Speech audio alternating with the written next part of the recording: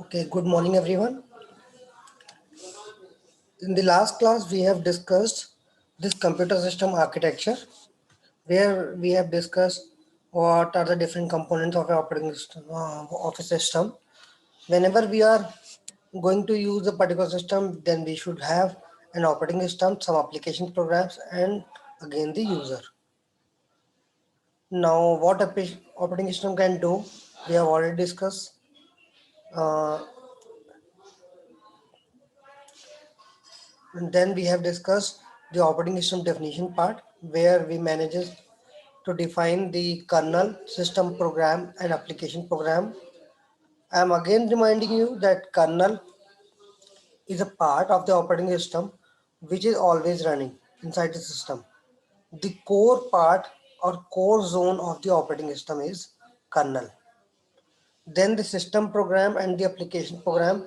System program mean what whenever you are installing your operating system, all the programs associated with that operating system will be knowing as your system programs. Like your uh, in your Windows, you are having Paint, uh, calculator, your virtual keyboard, etc. things.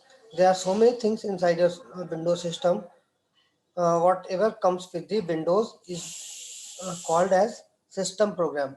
Whenever you are going to install a new software on your Windows, like VLC Media Player or any other tool, it will be called as the application program.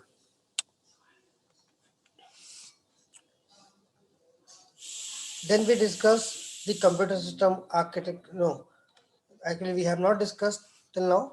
Now we are going to start the operating computer system structure. In your computer system, we are talking about the hardware part of the computer system. In your computer system, we are having CPU, disk, you can call it a hard disk, then mouse, keyboard, printer, monitor, and some memory associated with every device. Okay. So here, as you can see, we are discussing the computer system organization. That means how you are uh, managing the hardware with respect to the CPU and the memory. So there is a common bus which is associated with all the media, all the hardware device. It's a common bus, and this common bus is connected to a memory. That is common memory. You can say it's a RAM, random access memory. Okay. Now, for every hardware, there is a device controller. Okay, disk controller is there, USB controller is there, graphic adapter is there. For every hardware there is a controller. Now this controller is coming with the operating system. Okay, this controller is coming with the operating system. How your operating system is going to manage all these devices, all this hardware. Now all these devices, whatever you can see, are having their device drivers. All these IO devices are having device drivers. With the help of these device drivers, we are going to access the disk controller, USB controller, graphic adapter and all. Then only you can use these different hardwares. Computer system operation, one of more CPU device controllers connect through common bus providing access to shared memory, concurrent execution of CPU and devices competing for memory cycles. Concurrent execution of CPU is not possible. If you want to use the CPU concurrently in between so many processes, then again some scheduling will be required. Okay. Now, how the operation is performing? Here, I/O devices and the CPU can execute concurrently. One process is using I/O, one another process is using CPU. It's possible. You can use one process can use I/O device, second process can use CPU. This is possible. Each device controller is in charge of a particular device type. Okay, there are so many device controllers associated with every hardware, whatever you are connecting. Each device controller has a local buffer. Local buffer for what? Local buffer for storing the process details whoever is requesting that particular hardware. Suppose there are 3 or 4 different processes, those who want to access a particular type of hardware, let's say printer, then one process is printing its task, other 3 will be in queue. So this queue will be managed in this local buffer. Local buffer means local memory. Each device controller type has an operating system device driver to manage it. Okay, each device controller has a device driver. CPU moves data from or to main memory to and from local buffers. Whatever your hardware is executing, hardware is giving you some input or output, or they need some data from the memory, using CPU they can do that. If you want to access the main memory, you have to use your CPU. Without CPU, you can't manage your memory. I/O is from the device to local buffer of controller. The device controller informs CPU that it has finished its operation by causing an interrupt. Suppose I/O device is performing, after completion of its result, uh, that I/O is required to send a message to the operating system that it has finished its task by using an interrupt. It will this message that I have already completed my task will be knowing as the interrupt. It's an interrupt. Why it is interrupt? Suppose you are copying something from this folder to another folder, then again after completion you will be getting a message that your data has been transferred. Okay, so these type of messages will be called as the interrupt. Then the common functions of interrupts.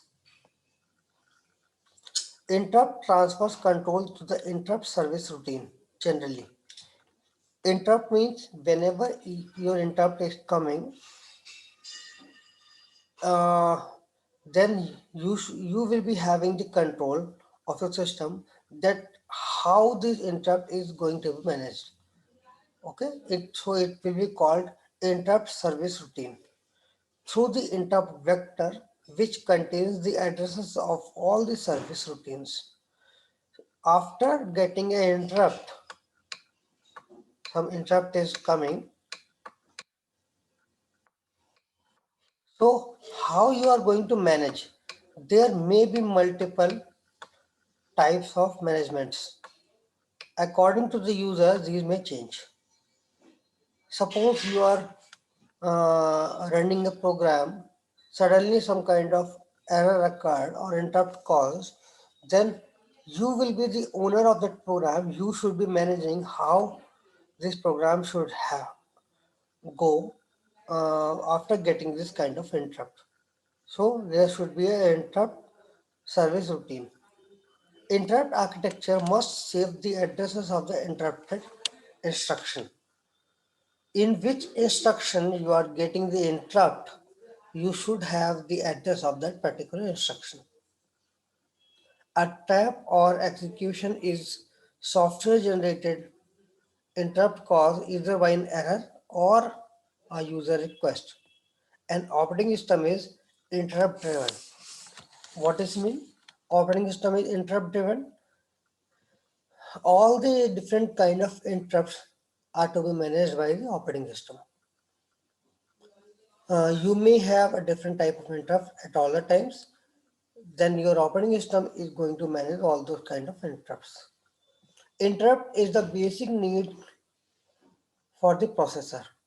Suppose some process is running and you want it to be multi user, then again if you are clicking on the next process and this process is to be come under the memory.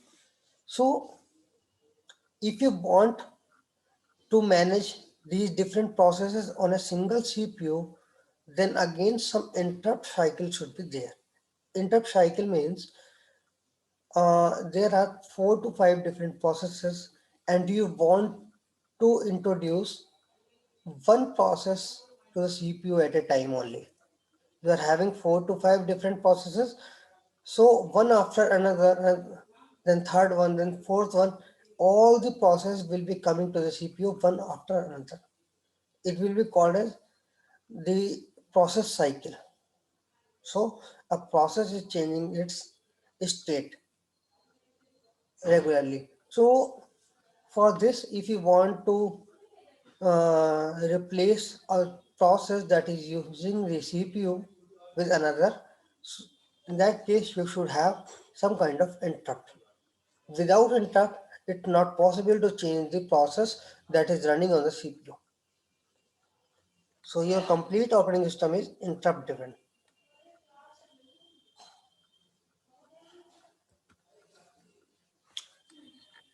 Then the interrupt handling. Is this similar to try and catch operations? If you have programmed in the C++, you must have seen the try and catch blocks. In try block, you are going to manage the different types of uh, errors, or you can say the interrupts. Then how you are going to manage will be written in the exception part. Try and catch, that will be the handling part. How you are going to handle that kind of interrupt. Then interrupt handling. These are simply a terms you should be aware about the fact that how you are going to manage the interrupts here. The operating system preserves, one second.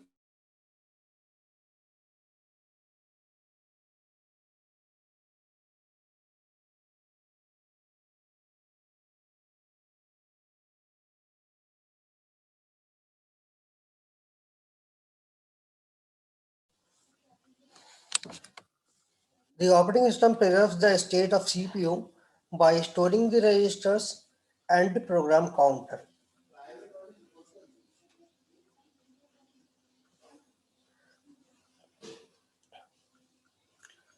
Uh, it determines which type of interrupt was occurred. Separate segments of code determine what actions should be taken from each type of interrupt. So first you are going to save the address of that part where you are getting interruption. Then which type of interrupt it is, you have to check that particular type. Then how you are going to manage your interrupt. The third step is this one.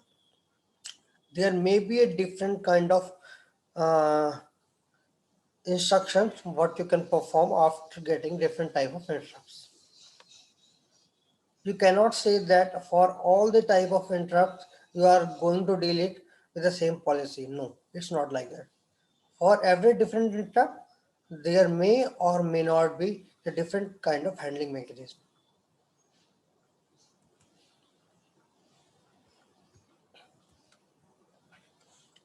Then the interrupt driven IO cycle. First, what it is? CPU. CPU is initiating device driver. Device driver is initiating IO. Okay, in CPU part, device driver initiates IO. That means you want your IO to be utilized. Okay, then what is the second step? It will initiate the IO. Your IO controller is there. First one is CPU, second version is your IO controller. Then after initiating IO controller will initiate the IO. IO means the input output hardware. Then the third step will be input ready, output complete, or error generate interrupt signal. Okay, whatever it is, it may be completed, it may not be completed, but it is going to give you some kind of interrupt may be of completion, may be of incompletion, may be of error, may be of anything. Then CPU receiving interrupt transfers control to interrupt handler. How you are going to handle this kind of interrupt? If it is a completion, then no worry. If it's not a completion, some error is there, then how you are going to manage this type of error? Interrupt handler processes data, returns from interrupt. CPU resumes processing of interrupted task. Then again you are going here. CPU executing checks for interrupts between instructions. Here in between, the device driver initiates IO and your interrupt mechanism. CPU is always checking whether your IO has been completed or not. Some process is there who is running. Now it is requesting some IO. So what your CPU should be doing? Your CPU should be idle at that time. CPU is not doing any kind of task. Or you can say if you are having some other processes also in the system, then first process is initiating the IO. Second process may use this CPU at this time. This we will discuss in the next unit where scheduling or schedulers will be there. So here you can assume that only one process is there, only one process which is running on the CPU. Again, it requires some kind of IO. After requiring this IO, after requesting this IO, CPU will initiate the IO with the help of the IO controller. Then your IO will respond accordingly whether it has completed, it is executing or whatever it is. Then it will give you the interrupt to the CPU. The CPU is going to handle this kind of interrupt. According to the interrupt, it will perform the operation. Then again, GPU resumes processing of its interrupted task. Then again going back to the first stage. So this is the interrupt driven IO cycle.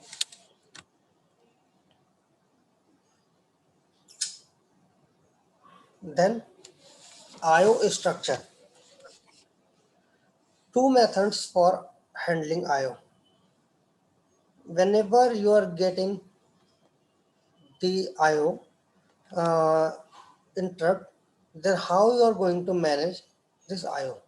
There are two methods. First, the after IO starts, control returns the user program only upon IO completion. After IO starts, control returns to the user program without waiting for IO completion. So in the first, you are only going to run that CPU when the IO is completed. In the second, whenever your IO is going to start, your CPU may call the next process to come for running purposes. So in both of these, how we are going to manage the CPU, you can see that after IO starts, control returns to the user program only upon IO completion. IO completion means when suppose you have given some command for printing in your system. Now while the time that print command is executing with the help of the printer, until and unless all the print are ready, no other process can use the system. Okay. you are not returning the command within next process. So here how you are managing, wait instruction idles the CPU until the next interrupt. Okay, so your CPU will be idle at that time. Wait loop will be there, contention of memory access. Um, you will be having an infinite wait loop until and unless your interrupt is coming. At most, one IO request is outstanding at a time. No simultaneous IO processing is there. Obviously, when your IO request is handling, no other process is allowed to use the CPU at that time. So you can say only one process will be running with the IO only. No other requesting will be there. Then the second phase, second structure, after IO starts, control returns to user program without waiting for IO completion. Here we are not waiting for the IO to complete. We are going to execute our next instruction, next process, you can say. How it is managing? Using system call and using device status table. System call. System call means there are so many applications which are coming with the operating system itself, whatever we have discussed as a system applications. So for every system application, there is associated a system call. System call means where you are going to restart your system or power off a system. So there should be a command for that power off. You are pressing the button or you are clicking on the power off icon, that is okay, but there should be a command for this power off. There are different commands like making a directory, changing the directory, copying the content from one source to another. For everything we are having some different kind of commands. So these commands are known as system calls. Using system calls, you can do any task in your system. Whatever you are doing it graphically, like control C and control V, it can be managed with the help of system calls. System call request to the OS to allow user to wait for IO completion. Okay, system call request the OS to allow user to wait for IO completion. Then device status table contains entry for each IO device indicating its type, address, and state. OS indexes into IO device table to determine device status and to modify table entry to include interrupt. So you can say this second approach will be efficient for any kind of user.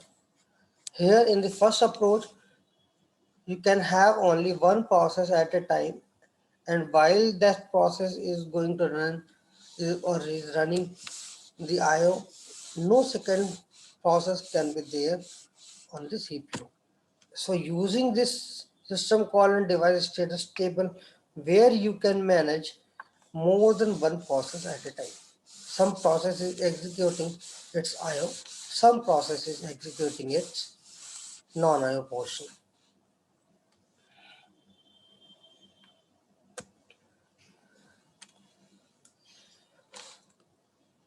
Then our next topic is storage structure.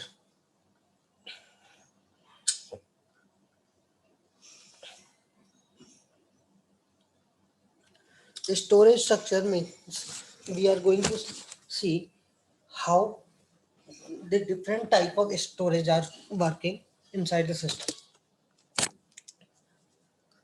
Why we are discussing these kind of things? Because we are going to use these terms in our next chapters. So there is a main memory. Main memory means RAM. Only large storage media that the CPU can access directly. Okay, CPU does not require any kind of device driver to access this main memory. First, you should clear this. Then, typically, it's a volatile memory. This term, volatile.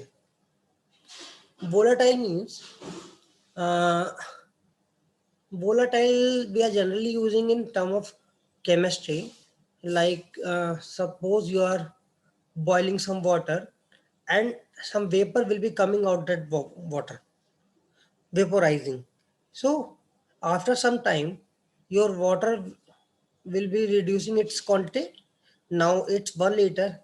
After boiling, it will not be 1 liter. Why? Some vapors are coming out of that water. So again, this memory is volatile. Volatile means whenever power goes off, it will be cleared out. You are having 4 GB of RAM. You are having so many contents in that RAM, but whenever you are switching off your power, all the contents of that memory will be cleared out. Typically, it is random access memory in the form of dynamic random access memory. Random access memory. What do you mean by this?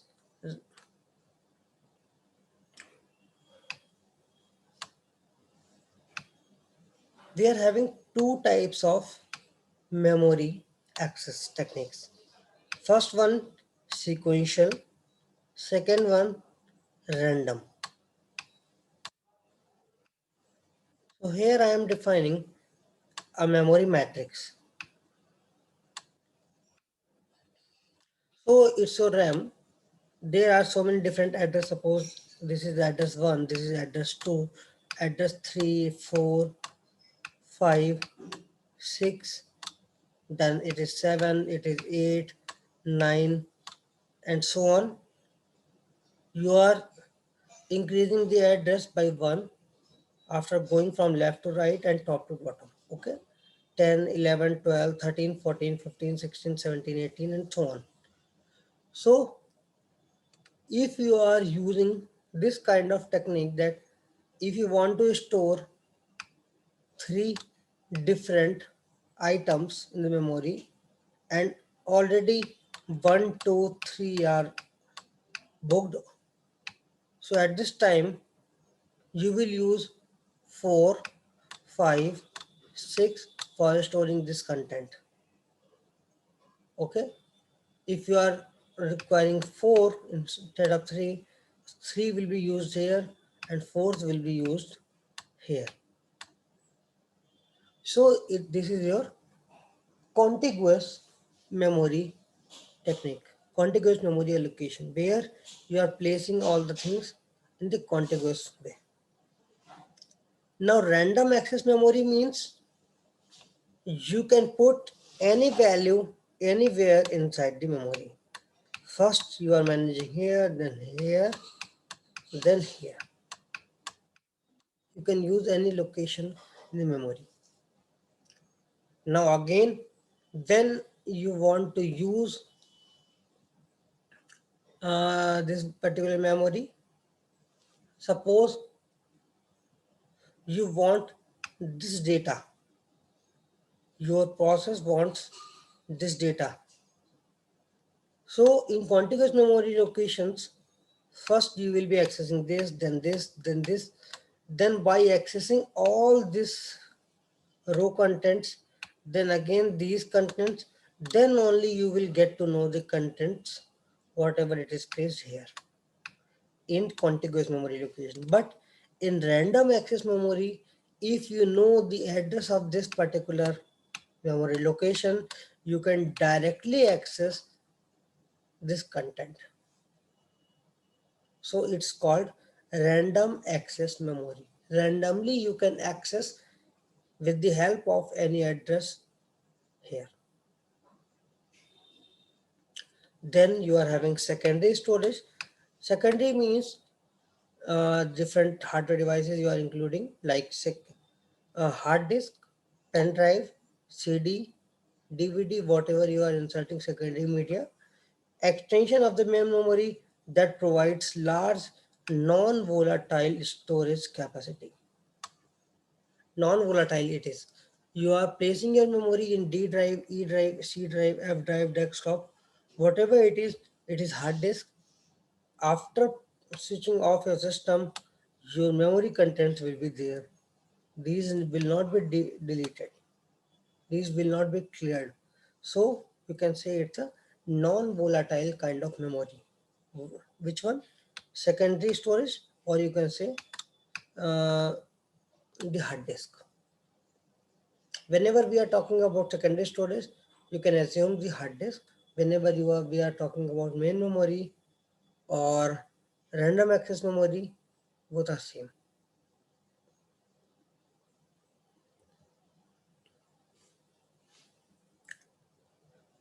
Hard disk, rigid metal or glass platters covered with magnetic recording material. This surface is logically divided into tracks, sectors. This we will discuss. This we will discuss in the last unit. Last unit is completely dedicated to the secondary storage media devices.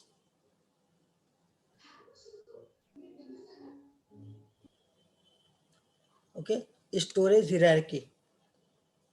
Storage systems organized in hierarchy. There are three different things you should have in your memory. Your speed is very important, cost is another factor, and volatility is the next factor.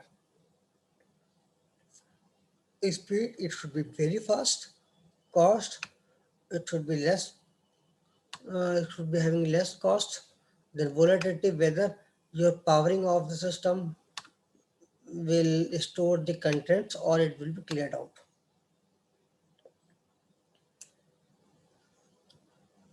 Caching, copying information into faster storage system. Main memory can be used as a cache for secondary storage.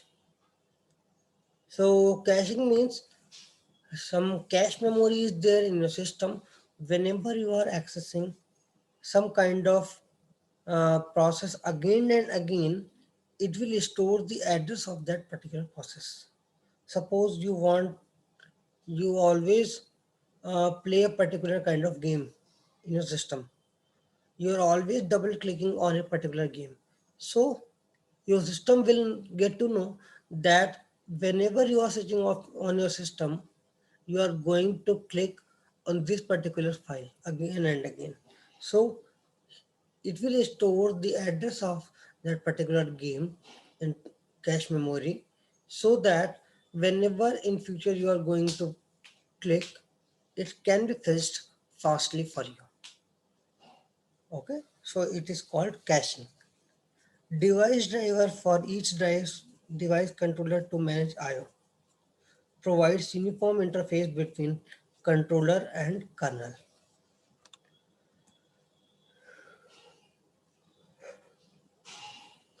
Now this is the hierarchy, storage device hierarchy.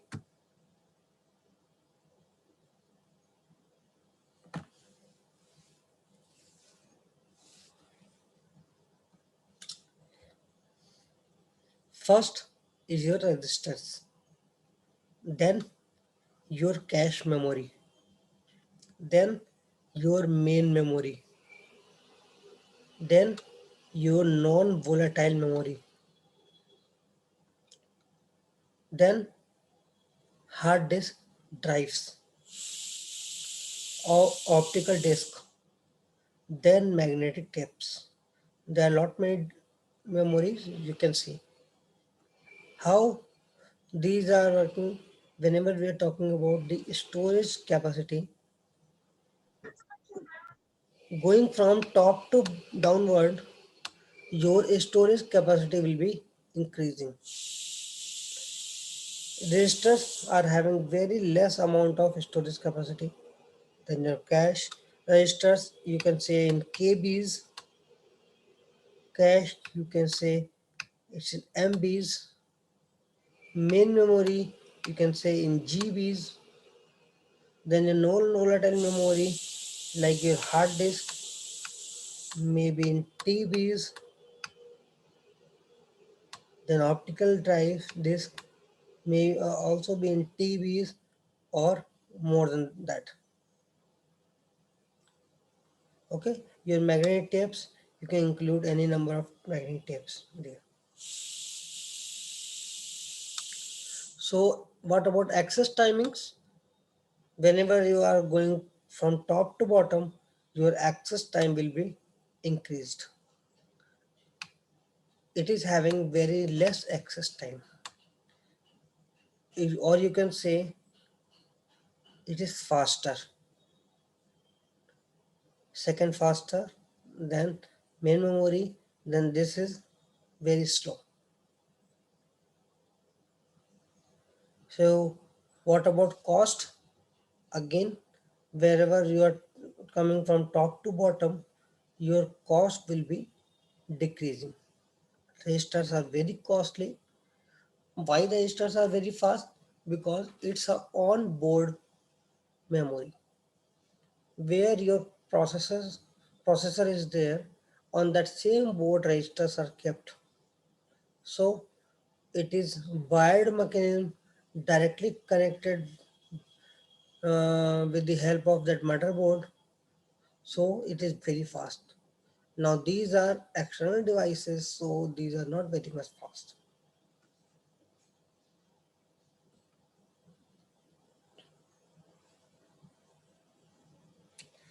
So till now we have covered the storage device hierarchy. Then in the next class we will discuss some other concept regarding memory. Now we are stopping here.